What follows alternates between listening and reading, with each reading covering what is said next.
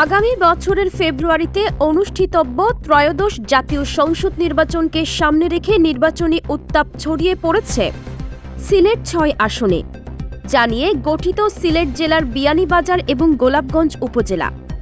দেশের অন্যান্য আসনের মতো এখানেও নির্বাচনী প্রচারণা এখন তুঙ্গে। মাঠ দখলে রাখতে নানা কৌশলে নেমেছেন জনপ্রিয়তা এবং জনসম্পৃক্ততায় এগিয়ে থাকা ৪ শীর্ষ প্রার্থী।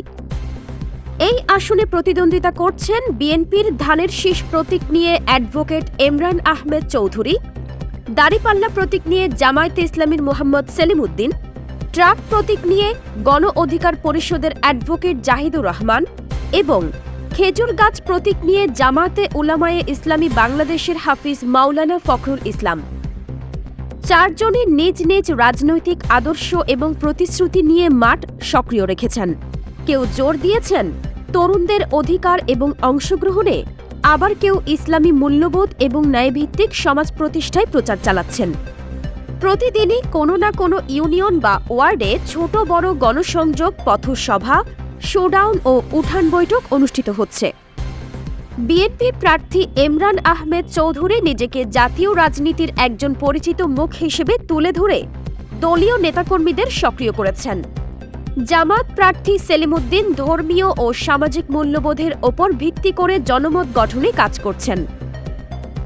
গণ অধিকার পরিষদের জাহিদুর রহমান, যিনি একজন আইনজীবী এবং যুক্তরাজ্য প্রবাসীদের সঙ্গে নিবিড় সম্পর্ক রেখে সামাজিক উদ্যোগেও সক্রিয়, তিনিও তরুণদের আকৃষ্ট করতে মাঠে সরব। অন্যদিকে জমিয়ত প্রার্থী ফখরুল ইসলাম ধর্মীয় শিক্ষার প্রসার, রাস্তাঘাট উন্নয়ন সহ স্থানীয় সমস্যাগুলোর স্থায়ী সমাধানের প্রতিশ্রুতি দিয়ে জনপ্রিয়তা বাড়াচ্ছেন।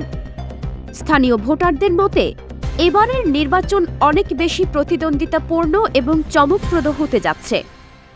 নির্বাচন ঘনিয়ে আসার সঙ্গে সঙ্গে প্রার্থীদের প্রচারণা আরও জোরালো হচ্ছে।